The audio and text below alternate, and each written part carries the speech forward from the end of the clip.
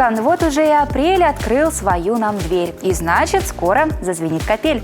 А это уже полноценный голос весны. Да, пусть иногда еще морозит и снежок припорашивает дороги, но красавица весна все больше вступает в свои права в нашей Северной Республике.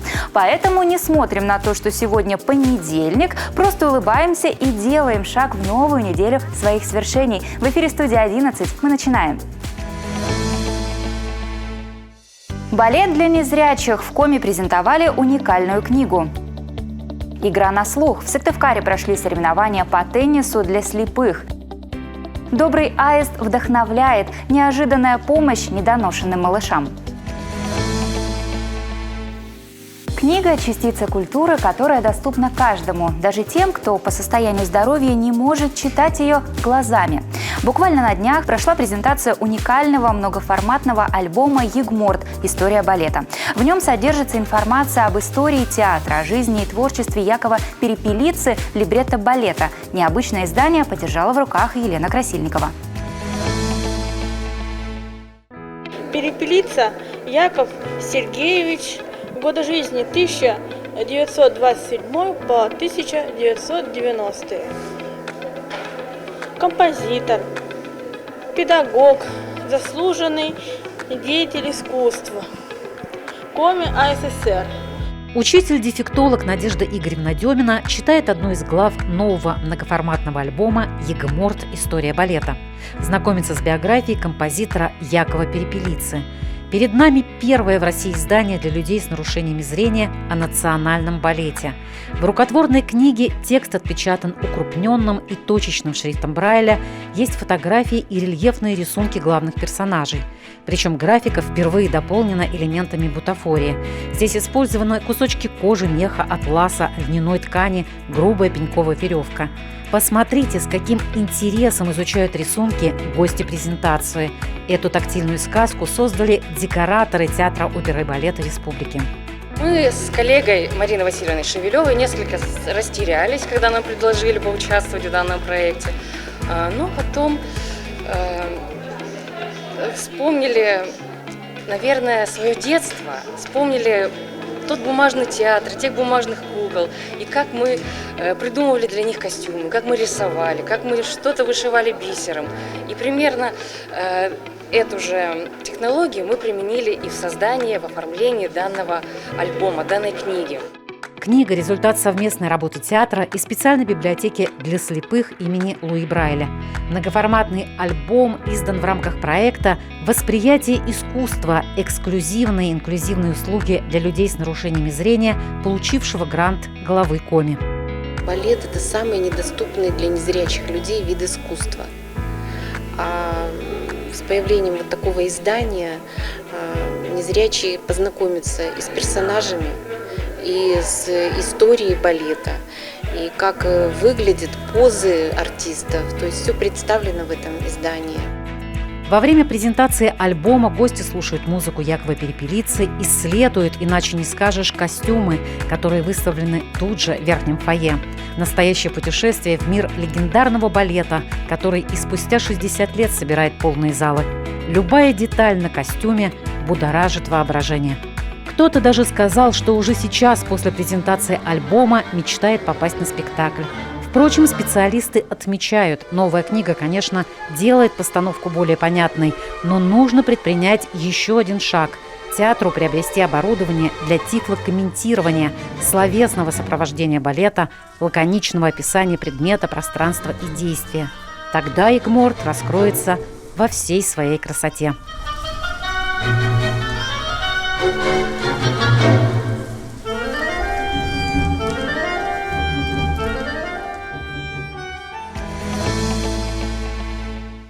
О спорт!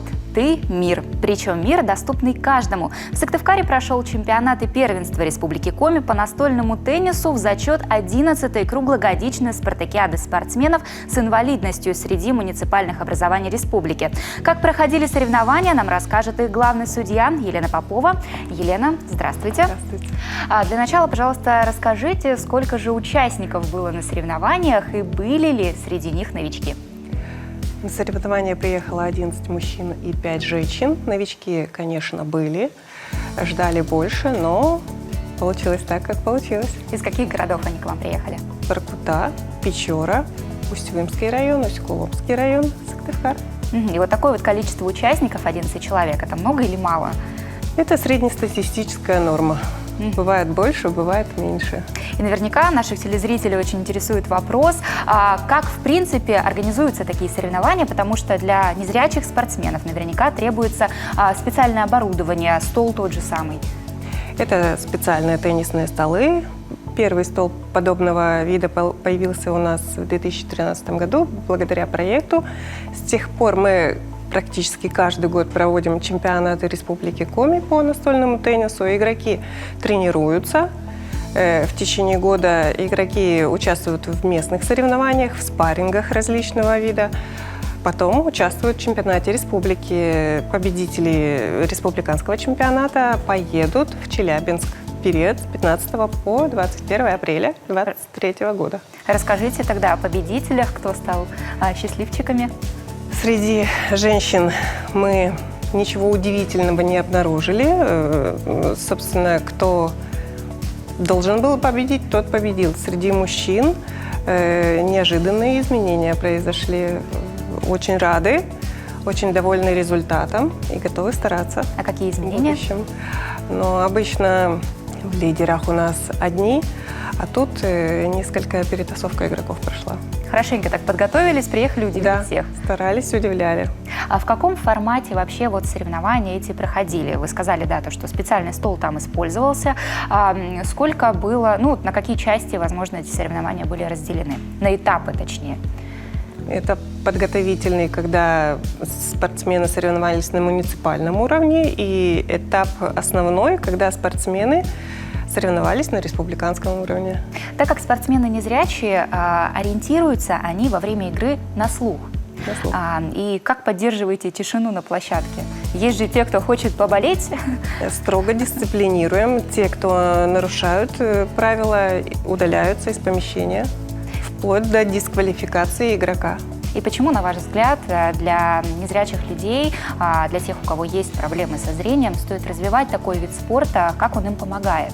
Люди раскрываются, люди обнаруживают неведанные доселе качества в себе, и мы в них раскрываем что-то такое, по-новому реагируем на наших людей. И, собственно, я не вижу даже отрицательных моментов в этой игре, сплошные плюсы. Ну, конечно, спорт всегда развивает еще и физическую силу. Конечно. И как у них с подготовкой? Физическая нагрузка, она дает о себе знать. Люди в форме, люди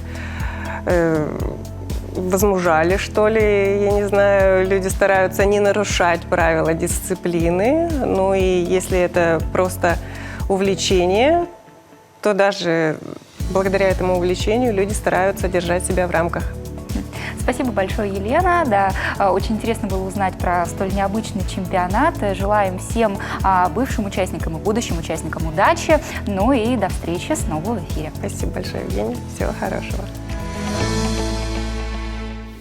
Благотворительный проект «Добрый аист» успешно работает в нашем регионе. Он объединяет людей, которые хотят и могут помогать отделению неонатологии Республиканской детской клинической больницы. В этом отделении недоношенные малыши борются за жизнь с поддержкой современной медицины, профессионализма врачей и стойкости духа родителей торопышек. Евгения Розова убедилась, желанию делать добро не мешают даже тюремные стены.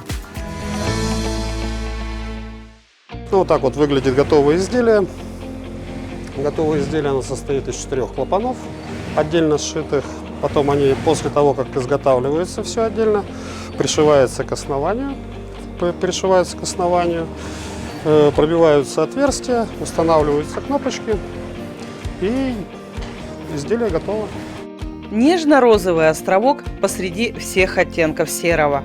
О проекте «Добрый аист», который помогает недоношенным детям и их родителям, Виталий Непрош узнал месяц назад, когда осужденным исправительной колонии номер 25 предложили сшить специальные чехлы для больничных кювезов. Мы посидели, подумали, и многие не смогли отказать в том, чтобы помочь маленьким детишкам. Как говорится, детей чужих не бывает.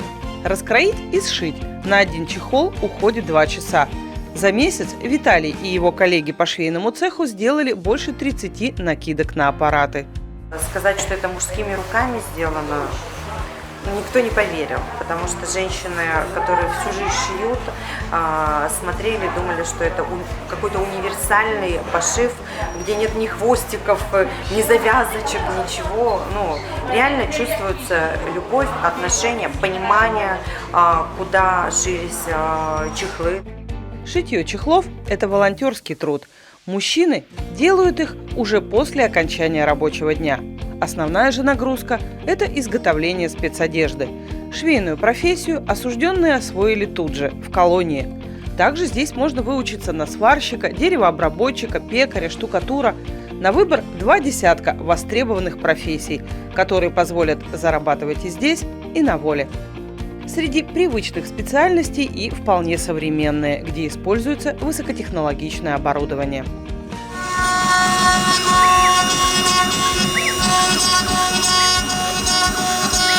Повышать и получать образование в колониях помогают социальные работники. Они же занимаются оформлением пенсий и социальных пособий, получением всего необходимого для осужденных с инвалидностью. Реализуется требование федеральных законов в части обеспечения осужденных, имеющих инвалидность, техническими средствами реабилитации, согласно их индивидуальных программ реабилитации. Итак, сегодня мы вручим техническое средство «Коляску». Здравствуйте! Иван Дмитриевич, вручаем сегодня вам техническое средство реабилитации, коляску, которая вам положена по индивидуальной программе реабилитации. Особое внимание социальные работники уделяют и моральной поддержке осужденных. Нужно развернуть их к свету, дать новые ориентиры. Сегодня в рамках кружка социальной помощи мы с вами проведем психологический тест, который называется «Сказка». За внешней легкостью задания скрывается серьезный тест. Так осужденные смогут больше узнать о себе и своем отношении к миру. С социальным работником осужденный знакомится уже в первый день, как только попадает в колонию. Какие у вас трудности, может, есть? Может, с родственниками не общаетесь? И такая поддержка идет вплоть до дня X. Перед выходом на свободу люди проходят школу подготовки к освобождению.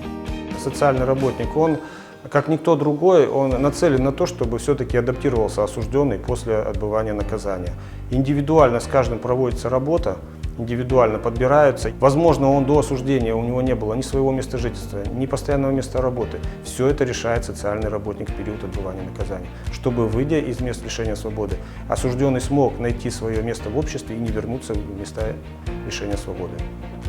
По признанию старшего специалиста Евгении Шишкиной, лучшая награда за непростой труд соцработников – это благодарность и улыбки самих заключенных и их близких, когда понимаешь, все было не зря.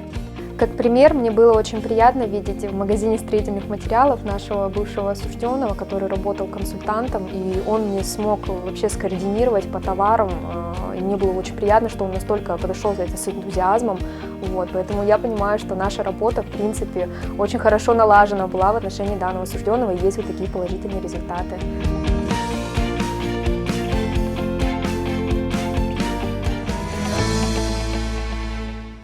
И вот мы подошли к середине нашего выпуска. Продолжим сразу после короткого перерыва. Оставайтесь с нами.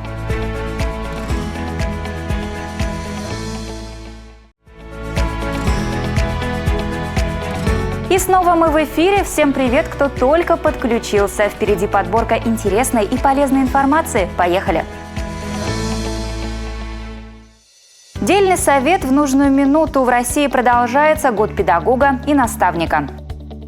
Знать о тех, кто рядом. Почему важен проект про сельчан Коми? Завершать учебный год дети из Объятчева будут в комфортных условиях. Новая школа на 600 мест откроется уже сегодня. Трехэтажное здание с цветными фасадами, с учебным и общешкольным блоком, профильными кабинетами, актовым и спортивным залами, библиотекой, медкабинетом, столовой и стадионом. Реализовать строительство удалось в рамках нацпроекта «Образование». Это настоящий подарок для жителей Прилузья. И увидеть радость тех, кто так ждал новую школу, можно будет в прямом эфире. Смотрите спецвыпуск программы «Время новостей» сегодня в 11:00 на Юргане. Если вы мечтаете о работе на свежем воздухе, хотите выращивать и производить продукты с приставкой «эко», то следующая информация для вас. В республике начался набор в школу фермеров. Этот проект направлен на поддержку и развитие фермерства в регионе. Принять участие в школе могут владельцы личных подсобных хозяйств, главы крестьянских хозяйств и индивидуальные предприниматели, зарегистрированные на сельской территории Республики Коми. Но также могут заявиться руководители и специалисты сельхозорганизаций, начинающие фермеры и безработные граждане на профессиональную переподготовку. Обучение проводится по 3 направлениям – растениеводство, пчеловодство, мясное, скотоводство. Заявки принимаются до 10 апреля этого года, начало обучения с 25 апреля 2023. Срок 2 месяца. Обучение бесплатное. Слушатели, успешно выполнившие требования учебной программы, получат диплом о профессиональной переподготовке. В общем, дерзайте! 2023 объявлен президентом России годом педагога и наставника. И сегодня своими воспоминаниями о наставнике, человеке, который помог постичь профессию и найти себя, делится Светлана Малькова, актриса Академического драматического театра имени Виктора Савина.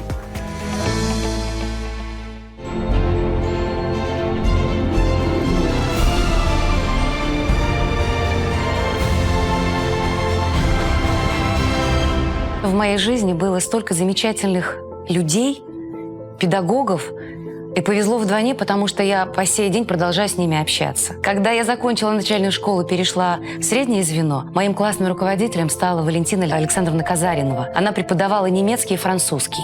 И мне повезло, я учила французский язык. Я помню свое потрясение, когда она просто сказала «Бонжур, мой камарад». Мы просто все посыпались. И я поняла, что я хочу это знать, я хочу так разговаривать, я хочу получить вообще все знания, которыми владеет она. Она научила печь нас вкусные пироги. Мы по сей день с ней общаемся по телефону. Она знает прекрасно всех моих детей. Она следит за моим творчеством. А я стараюсь о ней не забывать и звонить ей как можно чаще. Когда бываю в своем родном Сторожевске, зайти обязательно к ней. А еще замечательный мой друг и педагог Елена Александровна Вязова. С ней судьба нас соединила, когда я поступила в педучилище номер 1 имени Ивана Куратова. Она научила меня петь. Я умела петь, мне так казалось. Но она научила петь по правилам. Знаете, как буковки цепляешь, верхние соединения, нижние соединения. Так и петь надо уметь. И по сей день мы дружны. Более того, мы коллеги. Она работает в родном театре, в котором служу я. Четверть века мы дружны с Виктором Михайловичем Напалковым.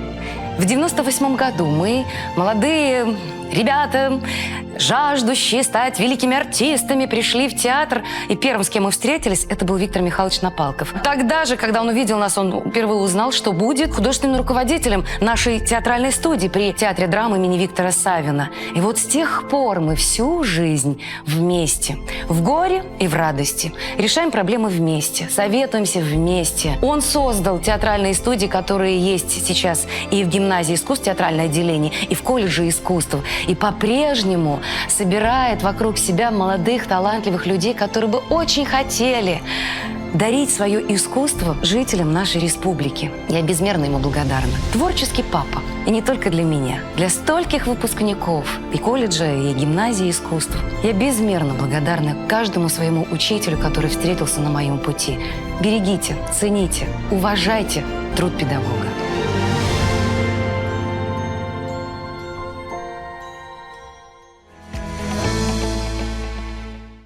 В республике уже почти 1,5 года работает проект «Про сельчан Коми». Его цель – рассказывать о тех замечательных людях, которые живут в наших северных селах. Ведь там столько талантливых и разносторонних людей. Еще одна цель – повысить престиж жизни на селе. Сегодня в студии 11 автор этого проекта Анна Щербакова. Анна, здравствуйте. Добрый день. Для начала, пожалуйста, расскажите, как родилась идея столь необычного проекта. Когда я пришла и возглавила Коми региональное отделение Российского союза сельской молодежи, У нашей общественной организации очень много всероссийских проектов и акций, но мы хотели с ребятами, активистами придумать что-то, нечто именно для нашей сельской молодежи северной, и стали разрабатывать разные проекты. И на одном из собраний как раз родилась эта акция под таким интересным названием современным «Про сельчан Коми». И как вы в действительности подметили, что мы понимаем сегодня важность, чтобы подчеркнуть актуальность жизни на селе, вот этот престиж, сколько там живет талантливых людей. Ведь мы должны помнить, что очень многие талантливые люди вообще в России и во всем мире вышли именно из села. Взять ученых, там наш известный Михаил Ломоносов, Ньютон, Кант, Эдисон, вот кого вспомнила, известные актеры наши, это Василий Шукшин, да, Нона Мордюкова, Никулин, все они вышли именно из села. И в нашем северном селе, естественно, тоже есть очень талантливые люди, о которых нужно рассказывать, потому что герои бывают разные, в том числе и на селе. Кто обычно становится героем ваших публикаций, потому что рассказы о сельчанах, они в текстовой форме под хэштегом «Про сельчан», найти их очень просто, да? А кто обычно становится героем? Как вообще вы их ищете? Героем, на самом деле, может стать любой человек. Но если анализировать ту статистику, сколько у нас уже этих публикаций, на самом деле можно и текстом найти, можно и видеороликами. Просто кому как удобнее. Кто-то боится рассказывать, да, на камеру снимать, кому-то легче себя описать. Вначале мы через своих активистов, да, находили таких людей. Люди были на самом деле удивлены, что вроде бы они живут простой сельской жизнью, а они хотят рассказать в социальных сетях, причем вот в группе такой общественной. Они были приятно удивлены. В большинстве случаев это молодежь до 35 лет. Ну, например, последняя наша героиня, Любовь Ивановна из Ижемского района, ей почти уже 80 лет. И вот о чем вы там рассказали про нее? Вот смотрите, когда мы разрабатывали «Про сельчан Коми» вот эту рубрику, у нас возникло 3 вопроса, на которых бы мы хотели, чтобы они отвечали. На самом деле рассказали о себе, то есть какие они талантливые, вообще чем занимаются, как помогают на селе. Второй вопрос, почему они выбирают жизнь именно на селе. И третий вопрос, чего не хватает на селе. Да? То есть своего рода такой анализ, и мы уверены, что нашу акцию в дальнейшем, говорится, будут просматривать не только простые наши подписчики, но, может быть, правительство заинтересуется.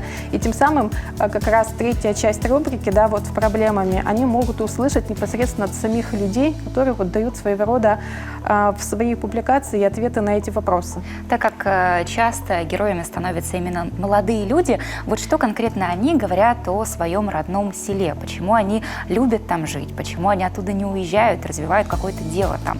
Знаете, на самом деле очень приятно читать каждый раз рубрику эту. Почему? Потому что каждый наш герой, он в действительности очень любит свою малую родину. Да? То место, где он родился. Где ты родился, там и пригодился. Не зря в народе говорят такую простую истину. Они рассказывают, что на селе – это свобода. На селе – это жизнь, которая очень интересна. Это гармония с природой, это экология. Можно заниматься своим личным подсобным хозяйством. Дети, которые не постоянно не сидят в интернете, как вот городская, говорится, молодежь, они спокойно могут выйти, погулять, там, покататься. Они не только на санках, у нас есть ролики, как и маленькие детки там на бычках катаются.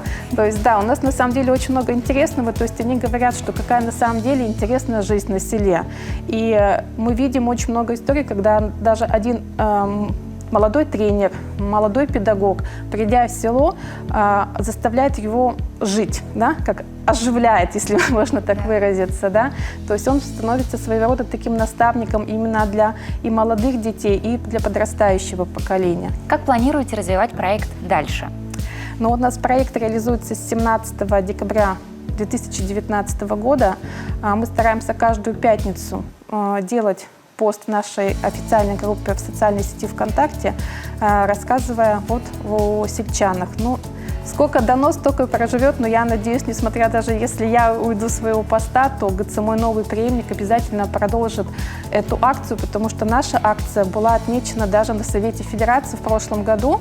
Валентина Матвиенко проводила в Совете Федерации мероприятие, посвящено, по-моему, труженикам села называлась эта площадка, и там как раз даже рассказали, что в Республике Коми есть такая вот рубрика, проект, акция, где рассказывают о людях, простых людях, живущих на селе.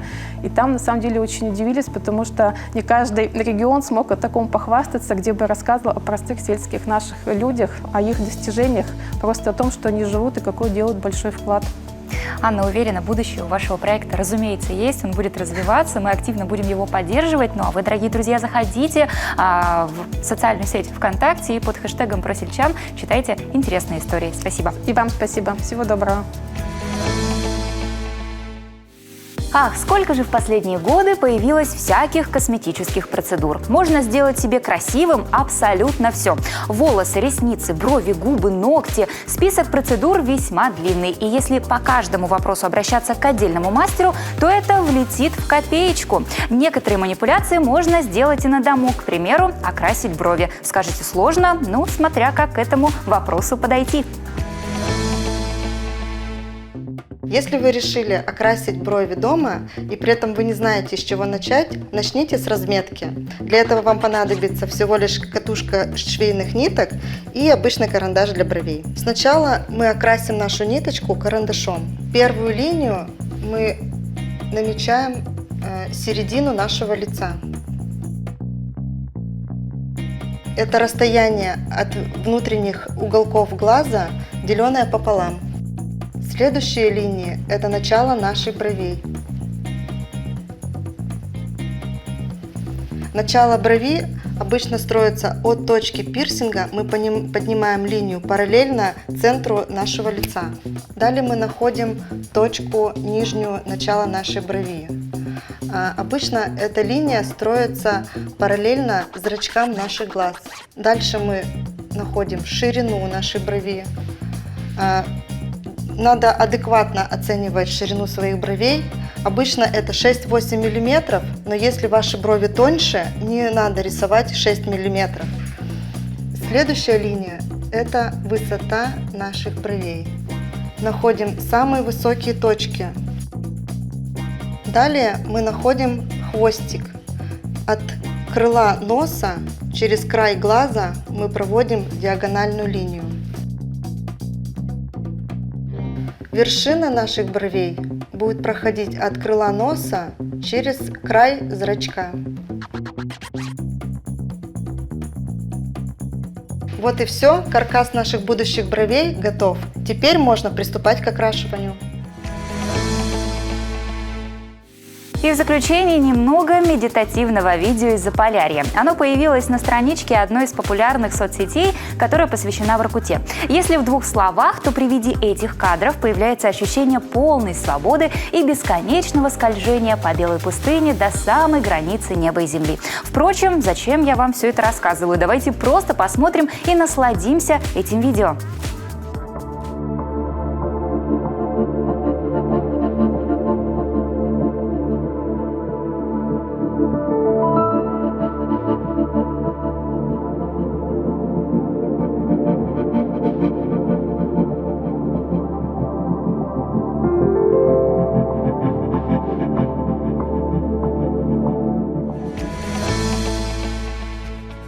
Вот и все к этому часу. Всем хорошего настроения. Меня зовут Евгения Кладкевич. До встречи в эфире.